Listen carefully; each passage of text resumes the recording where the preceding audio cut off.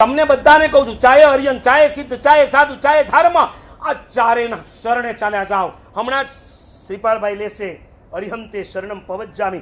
આ ધૂનની અંદર આપણે એવા મસ્ત બનવાનું છે, પણ એ પહેલા તમે શરણાગતિને સમજી લો.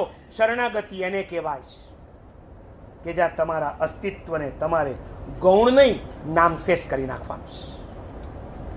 સાગરમાં નદી જ્યારે ભળે છે ત્યારે એને ભળે છે કયો છો કે મળે છે કયો છો? મળવું અને ભળવુંમાં શું ફરક છે?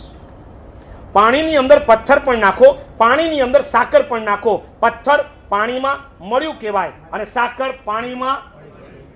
તમે દેરાસરમાં જાઓ, પૂજા કરવા જાઓ, ગુરુ મહારાજ પાસે જાઓ, મળો છો કે ભળો છો? મળો તો પથ્થર, ભળો તો સાકર. અહીંયા મારી સામે કોણ બેઠું છે, સુગર કે સ્ટોન?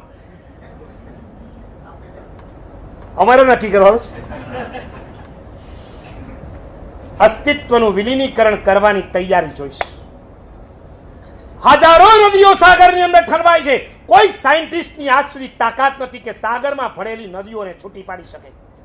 કોઈ છૂટી પાડી આપી? આ ગંગાનું પાણી, આ જમનાનું પાણી, આ ગોદાવરીનું પાણી, આ સાબરમતીનું પાણી, આ કાવેરીનું પાણી, આ નર્મદાનું પાણી, આ સરયુનું પાણી. કોઈ સાયન્ટિસ્ટ આજ સુધી એવો નથી નીકળ્યો કે દરિયાની અંદર સમાઈ ગયેલી નદીઓને છૂટી પાડી શકે. પ્રભુ સાગર છે. આપણે સરિતા બનવાનું છે અને સરિતા બનીને પ્રભુની અંદર ભાળવાનું છે. તમે માછીમારનું દ્રષ્ટાંત સાંભળ્યું છે. માછીમાર જ્યારે માછલા પકડવા માટે દરિયામાં કે નદીમાં ઊંડો ઉતરે, થોડોક આગળ કિનારે રહીને કોઈ પકડતું નથી.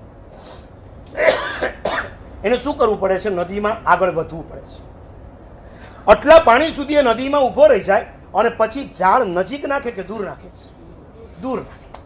હવે માછલા દૂર જ હોય કે નજીકમાં હોય? નજીકમાં હોય ને દૂર પણ હોય. એને જાળ દૂર નાખીશ અને જાળમાં જેટલા માછલા પકડાય એટલા સાપડાઈ ગયા. પણ જેટલા એના પગ પાસે છે, પણ કોઈ માછીમાર હજી સુધી એવો નથી નીકળ્યો કે પગ પાસે એને પકડી પકડીને જાળમાં નાખે. એનું કામ જાળ નાખવાનું, એમાં જેટલા ફસાય એટલાને ખેંચી લેવાનું. જેટલા એના પગ પાસે આવીને ઉભા રહી ગયા બધા બચી ગયા, જેટલા એના પગથી દૂર ગયા એ બધા ફસાઈ ગયા. દીટો એ જ રીતના જેટલા પ્રભુના શરણે આવ્યા એ બધા જ બચી જવાના. જેટલા પ્રભુથી તમે દૂર જવાના એટલા સંસારની જાળમાં ફસાય છે. એક શરણાગતિ શું કામ કરે છે? ઇલિકા ભ્રમરી ધ્યાના ધ્યાયંતી ભ્રમરી યથા. યોગસારની અંદર પૂર્વાચાર્ય કહે છે, ઈયળ સતત ભમરીનું ધ્યાન કરતા કરતા પોતે જ જો ભમરી બની જતી હોય, આત્મા પરમાત્માનું ધ્યાન કરે, શા માટે પરમાત્મા ના બને? મને જવાબ આપો. શ્રેણી કે કઈ આરાધના કરી છે? શ્રેણીકના જીવનની અંદર કઈ આરાધના હતી? માંસ ખમણ કર્યા હતા? અરે નવકારસીના ઠેકાણા નતા.